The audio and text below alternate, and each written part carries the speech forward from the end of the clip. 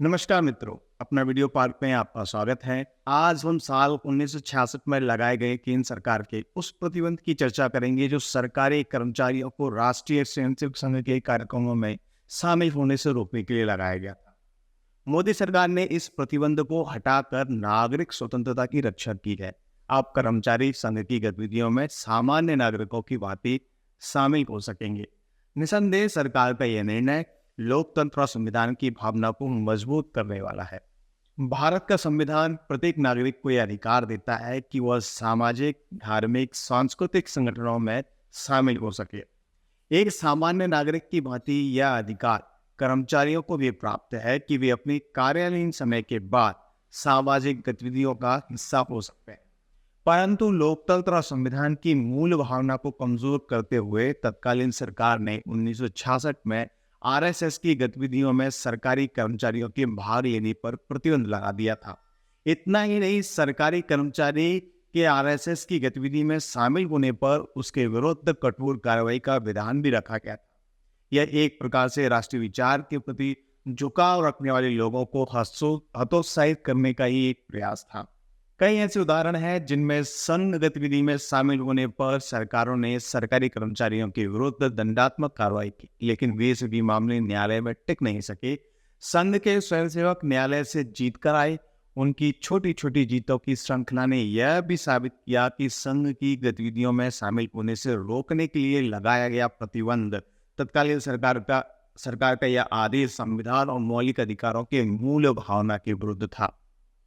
इस प्रतिबंध को 1966 के बाद हुई चुनौती मिलने लगी थी, क्योंकि इस संघ कार्य को बाधित करने और स्वयंसेवकों को प्रताड़ित करने की जिस मंशा के साथ सरकार ने यह प्रतिबंध लगाया था, उसे अंजाम देने का कार्य देश भर में शुरू किया गया।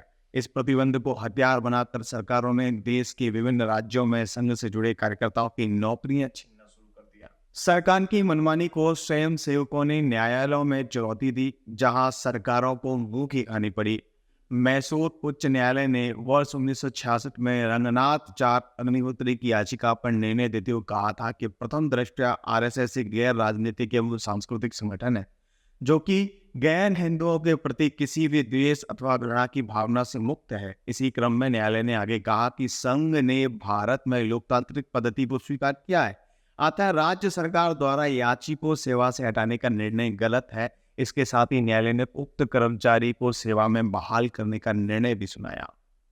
इसी प्रकार वर्ष 1967 में पंजाब और हरियाणा उच्च न्यायालय ने राज्य सरकार के कर्मचारी रामपाल को पद से हटाने संबंधी आदेश को रद्द करते हुए कहा, संघ कोई राजनीतिक संगठन नहीं है, अतः इसकी गतिविधि में भागीदारी करना कानूनी रूप से गलत नहीं है। ज्ञात हो कि राज्य सरकार द्वारा रामपाल को पद से इस आधार पर हटा दिया गया था कि वे आरएसएस की गतिविधि में भाग लेते हैं एवं राज्य की दृष्टि से आरएसएस एक राजनीतिक संगठन है। भारत प्रसाद त्रिपाठी बनाम मध्य प्रदेश सरकार तथा अन्य प्रकरण में भी 1973 में मध्य प्रदेश के उच्च न्यायालय ने यहां तक कह दिया था कि राष्ट्रीय स्वयंसेवक संघ के किसी कार्यक्रम में भाग लेने के आधार पर किसी कर्मचारी की सेवा समाप्ति नहीं की जा सकती। किसी अंतरस्थ हेतु जारी किया गया इस आशय का कोई आदेश वैध नहीं ठहराया जा सकता। यानी न्यायालय ने संघ की गतिविधि में शामिल होने से रोकने के लिए लगाए गए किसी भी प्रतिबंध या आदेश को अवैध करार दिया था। इसके अलावा मध्य प्रदेश राज्य बनाम राम शंकर रघुवंशी तथा अन्य 1983 का मामला, श्रीमती थाट टुमकर बनाम महाप्रबंधक टेलीकम्युनिकेशन केरल मंडल 1982 का मामला, एर्नाकुलम स्थित केरल हाईकोर्ट का यह मामला है।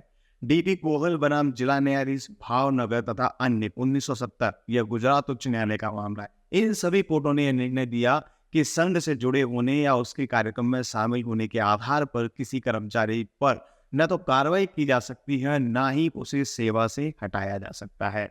कुछ प्रकरण ऐसे भी हैं जिनमें संघ के कार्यकर्ताओं को इस प्रतिबंध के लागू होने से पहले ही निशाना बनाया जाने लगा था। इन मामलों से स्पष्ट है कि तत्कालीन सरकारें शुरू से ही चाहती थी कि संघ के कार्यक्रमों में शामिल होने वाले लोगों के मन में भय उत्पन्न किया जाए, ताकि हिंदुओं के संगठन के कार्य को रोका जा सके। परंतु न्यायालय से लेकर आमजन की कसौटी पर राष्ट्रीय विचार को कमजोर करने वाली सभी ताकतें और उनके प्रयास विफल रहे। कृष्णलाल बनाम मध्य भारत राज्य 1955 का यह प्रकरण इंदौर स्थित मध्य भारत उच्च न्यायालय में आया। फिर चिंतामणि नोआपर बना पोस्टमास्टर जनरल के.एम. नागपुर का 1962 का मामला है। जय किशन मल्होत्रा बना महालेखागार 1963 का मामला है जो इलाहाबाद उच्च न्यायालय में आया। केदार लाल अग्रवाल बनाम राजस्थान राज्य और अन्य 1964 का यह मामला जोधपुर स्थित राजस्थान उच्च न्यायालय में आया। मनोहर आमोकर बनाम राज भारत संघ एवं अन्य 1965 यह प्रकरण दिल्ली स्थित पंजाब उच्च न्यायालय में आया। इन सब न्यायालय ने भी यही कहा कि राष्ट्रीय स्वयंसेवक गैर कानूनी संगठन नहीं है। सरकार सरकारी कर्मचारियों को संघ के कार्यक्रमों में भाग लेने के आधार पर दंडित नहीं किया जा सकता। यदि कोई सरकारी कर्मचारी संघ का सदस्य है तब भी उसे इस आधार पर अनिवार्य रूप से सेवानिवृत्त नहीं किया जा सकता। स्मरण रखें कि वर्ष 1932 में अंग्रेजों ने भी सरकारी कर्मचारियों के संघ से प्रत्यक्ष अथवा अप्रत्यक्ष रूप से जुड़ने पर प्रतिबंध लगा दिया था। अंग्रेजी हुकूमत की ओर से जारी परिपत्र में आदेश दिया गया था कि सरकार ने निर्णय लिया है कि किसी भी सरकारी कर्मचारी को राष्ट्रीय स्वयंसेवक संघ का सदस्य बनने अथवा उसके कार्यक्रमों में भाग लेने की अनुमति नहीं रहेगी। कहा जा सकता है कि सरकारी कर्मचारियों को आरएसएस की गतिविधियों में भाग लेने से रोकने के लिए जिस प्रकार का प्रतिबंध कांग्रेस सरकार ने लगाया था वह औपनिवेशिक काल की अंग्रेजों की नीति को ही आगे बढ़ाने वाला काम था। बाद के वर्षों में जब राज्यों में राष्ट्रीय विचार का पोषण करने वाली सरकारें आईं तो उन्होंने लोकतंत्र और मौलिक अधिकार के विरोधी इस प्रतिबंध को राज्यों से समाप्त कर दिया। संघ ने इस प्रतिबंध की कभी चिंता नहीं की क्योंकि न्यायालयों में इस तुगलकी फरमान के घुटने इतने अधिक छिल गए थे कि यह स्वतः ही निष्प्रभावी हो गया था। फिर भी वर्ष 2000 में जब संघ के तत्कालीन संचालक प्रोफेसर रज्जू भैया राजेंद्र सिंह से पूछा गया कि संघ इस प्रतिबंध को लेकर के क्या सोचता है, तब उन्होंने कहा था कि संघ की गतिविधियों में सरकारी कर्मचारियों के भाग लेने पर प्रतिबंध लगाने अथवा हटाने की कार्रवाई में हम कोई हस्तक्षेप नहीं करेंगे। इसके निर्णय का अधिकार सरकार के पास है। उल्लेखनीय है कि गुजरात सरकार ने इस दिशा में सबसे पहला कदम उठाया। बाद में उत्तर प्रदेश, हिमाचल प्रदेश और मध्य प्रदेश की सरकारों ने भी प्रतिबंध को हटा लिया। यह प्रतिबंध केवल केंद्र सरकार में रह गया था, उसे भी वर्तमान केंद्र सरकार यानी मोदी सरकार ने संघ के हस्तक्षेप के बिना स्वतः ही समीक्षा करने के बाद हटा लिया है। केंद्र सरकार के निर्णय पर राष्ट्रीय स्वयंसेवक संघ की ओर से संतुलित टिप्पणी की गई है। अखिल भारतीय प्रचार प्रमुख सुनील आम्बेकर ने इस पर बड़ी महत्वपूर्ण टिप्पणी की है। कहना होगा कि वैसे तो इस प्रतिबंध का कोई औचित्य नहीं रह गया था, लेकिन फिर भी केंद्र सरकार ने इसे हटाकर अच्छा ही किया। इससे आमजन में यह भी ध्यान आया कि पूर्ववर्ती सरकारों ने किस प्रकार राष्ट्रीय विचारधारा को दबाने का प्रयास किया। आज जब संविधान और लोकतंत्र की रक्षा की बहस चल रही है तब भी उन्हें ध्यान आएगा कि किन सरकारों ने संविधान की मूल भावना के विरुद्ध काम किया। लोकतंत्र और संविधान की जीत की इन कहानियों को आप सुरुचि प्रकाशन से प्रकाशित विनोद बजाज की पुस्तक क्या कहते हैं संघ पर न्यायालय में विस्तार से पढ़ सकते हैं।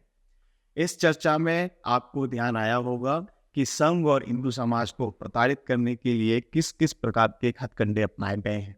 बहरहाल आज इस चर्चा में इतना ही, और अगली चर्चा में किसी और विषय पर हम आपसे मिलेंगे। तब तक के लिए आपसे विदा लेते हैं। भारत माता की जय।